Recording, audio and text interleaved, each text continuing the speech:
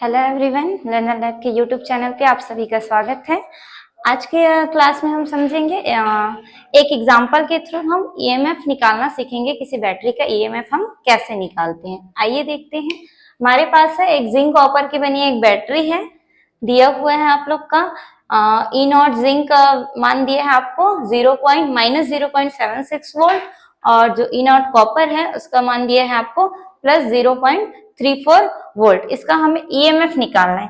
EMF हम 5 step में निकालेंगे। पहले स्टेप में हम क्या करेंगे, पहले स्टेप में हम लेंगे डायग्राम। ये 2 कंटेनर हम लेते हैं, 2 कंटेनर है, इसमें ये है आप लोग का सॉल्ट ब्रिज, हिंदी में कहते हैं इसको लवण सेतु। इधर लेते हैं हम लोग एक इलेक्ट्रोड और इधर लेते हैं इसमें एक इलेक्ट्रोड, ये, और इसको ऐसे जोड़ देते हैं। अब जब हम डायग्राम बनाएंगे तो हमें 3 बातों का ख्याल रखना है। पहला ये कि एनोड में कौन सा लेना है और कैथोड में कौन सा लेना है। दूसरी बात ये कि एनोड कौन सा साइड रहेगा और कैथोड कौन सा साइड रहेगा। और तीसरी बात ये कि जो हम यहाँ पर सॉल्यूशन लेंगे उसमें कौन रहेगा।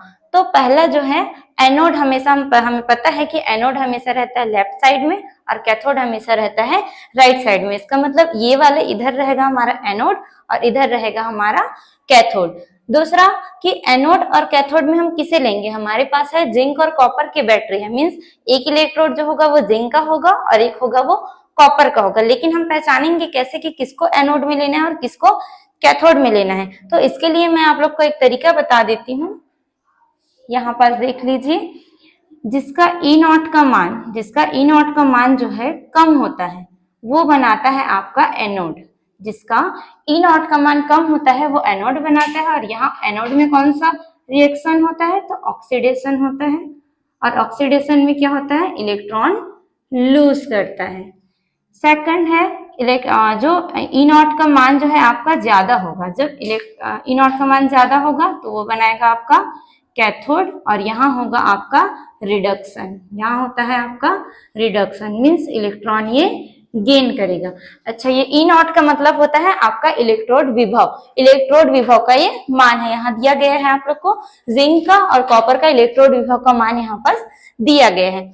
तो यहाँ से हम समझेंगे, देखिए कॉपर का इलेक्ट्रोड विभव का मान जो है जिंक के कंपैरिजन में ज्यादा है। इसका मतलब जिसका ज्यादा है उसको लेना है हमें कैथोड में। तो ये रहेगा आपका कॉपर और ये बनाएगा कैथोड, और ये है आपका जिंक और ये है एनोड बनाएगा ये। अब तीसरी बात कि नीचे में हम क्या लेंगे, सॉल्यूशन में क्या लेंगे। तो हमें पता है कि जिस भी धातु का आप इलेक्ट्रोड ले रहे हो सॉल्यूशन में उसी धातु के आयंस होते हैं। मीन्स यहाँ हम जिंक का इलेक्ट्रोड लिए हैं तो यहाँ होगा जिंक धातु का आयन, जिंक धातु का यहाँ आयन होगा। और यहाँ हम लिए हैं कॉपर का इलेक्ट्रोड तो यहाँ होगा कॉपर धातु का आयन। इसका कंसंट्रेशन ये होगा 10 to the power -3 और यहाँ होगा 10 to the power -2 मोल। ये कंसंट्रेशन है, सांद्रता हिंदी में जिसको हम कहते हैं सांद्रता। ये होगा आपका फर्स्ट स्टेप। सेकंड स्टेप में हम क्या करते हैं, सेकंड स्टेप में हम लिखेंगे सेल रिएक्शन। सेकंड स्टेप में हम लिखते हैं सेल रिएक्शन। सेल रिएक्शन में हमें देखना होता है कि एनोड में क्या हो रहा है, कैथोड में क्या हो रहा है। एनोड में जिंक का रिएक्शन लिखेंगे तो जिंक क्या करता है, जिंक धातु जो है वो जिंक आयन बनाता है और 2 इलेक्ट्रॉन जो है वो लूज करता है। और कॉपर क्या करता है, इसी इलेक्ट्रॉन को ग्रहण करेगा। कॉपर 2+ आयन जो है ये 2 इलेक्ट्रॉन को ग्रहण करेगा और ये बनाता है कॉपर। ये एनोड और कैथोड का रिएक्शन है। अब इसको हम आगे कैसे करेंगे, ये 2 इलेक्ट्रॉन और ये 2 इलेक्ट्रॉन कैंसिल, यहाँ पास बच गया ऊपर में आप लोग का जिंक और ये जिंक 2+, जिंक प्लस जिंक 2+, और इधर आप लोग का बचा है कॉपर 2+ प्लस कॉपर। ये है आपका सेल रिएक्शन। इस तरह से हम लिखते हैं सेल रिएक्शन को। फिर आते हैं थर्ड स्टेप में। थर्ड स्टेप में आपको लिखना होता है एन की वैल्यू। एन की वैल्यू क्या होगी, अब ये एन की वैल्यू मैं बता देती हूँ, आगे फॉर्मूला में यूज होगा। ये एन का मतलब क्या है कि इसमें कितने इलेक्ट्रॉन जो है लूज कर रहा है और कितने इलेक्ट्रॉन ग्रहण कर रहे हैं, उसके मान को हम क्या किससे दर्शाते हैं, n से। तो देखिए यहाँ पास 2 इलेक्ट्रॉन जो है लूज कर रहा है, इसका मतलब है n की वैल्यू जो है वो 2 है, n की वैल्यू 2 है। बस इतना करना है। फिर 4th स्टेप में हम देखते हैं cell representation. Cell representation, cell representation में क्या करेंगे, इसको रिप्रेजेंट करेंगे। सेल में रिएक्शन कैसे हो रहा है उसको हम रिप्रेजेंट करेंगे। इसमें इधर लिखते हैं हम, लेफ्ट साइड में हम लिखते हैं एनोड में हुआ बदलाव, एनोड में हुआ बदलाव, और राइट साइड में हम लिखते हैं कैथोड में हुए बदलाव को, कैथोड में हुए बदलाव को लिखते हैं।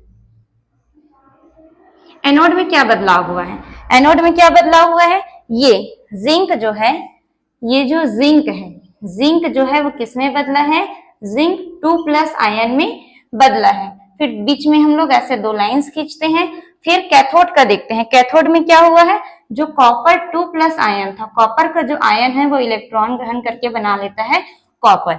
ये है आपका सेल रिप्रेजेंटेशन। 5th स्टेप में हम करते हैं ईएमएफ का कैलकुलेशन, ईएमएफ निकालते हैं।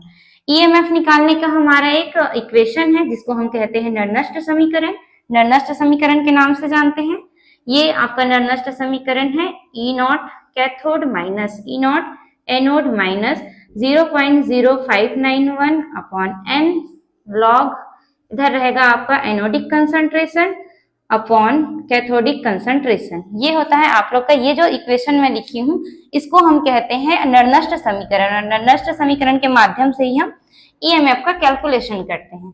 इधर देखिए E0 कॉपर, E0 कैथोड लिखूं, कैथोड में हमारा क्या है, कैथोड में हमारा कॉपर, तो इसको मैं क्या लिख सकती हूँ, E0 कॉपर माइनस, एनोड में है हमारा जिंक, तो E0 zinc minus 0.0591 upon n log anodic concentration upon cathodic concentration. इसका जब हम वैल्यू रखेंगे तो E0 कॉपर, E0 कॉपर का वैल्यू आप देख सकते हैं यहाँ है प्लस 0.34, तो यहाँ पास हम मान रखेंगे 0.34 माइनस कैथोड जिंक का कितना है, जिंक है आपका माइनस 0.76 वोल्ट, आगे माइनस 0.0591 अपॉन n की वैल्यू हम निकाल चुके हैं, n की वैल्यू है 2, तो यहाँ पास हम लिखेंगे 2, ये लॉग, इधर एनोडिक कंसंट्रेशन है और नीचे है आप लोग का कैथोडिक कंसंट्रेशन। इसमें हम लिखेंगे इसको, एनोड में कौन सा है आप लोग का, एनोड में है जिंक प्लस आयन है, तो यहाँ पास हम लिखेंगे जिंक 2+ आयन और यहाँ लिखेंगे हम कॉपर 2+ आयन। अब इसका वैल्यू हम रखते हैं तो फिर ये हो जाएगा 0.34 माइनस 0.76 माइनस